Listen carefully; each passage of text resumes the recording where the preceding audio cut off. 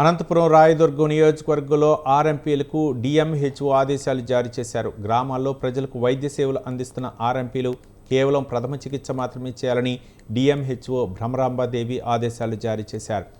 కణేకల్లు రోడ్లో ఉన్న AP NGO హోంలో నియోజకవర్గ స్థాయి ఆర్ఎంపీలతో సమావేశం నిర్వహించారు. ఇటీవల కాలంలో ఆర్ఎంపీలు పరిధికి దాటి వైద్యం చేస్తూ ప్రజల ప్రాణాల మీదకు తెస్తున్నట్లు తమ దృష్టికి వచ్చిందన్నారు.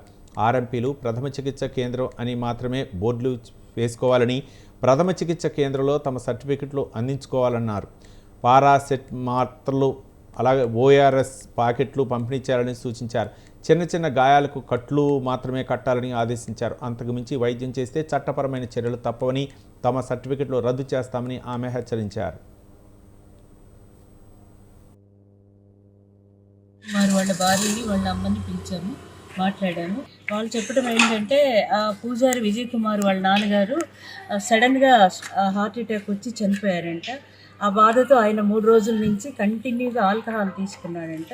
వితౌట్ వాళ్ళ భార్య చెప్తుంది, ఏమి ఆహారం తీసుకోకుండా ఈ మందు కంటిన్యూగా తాగుతూనే ఉన్నారు.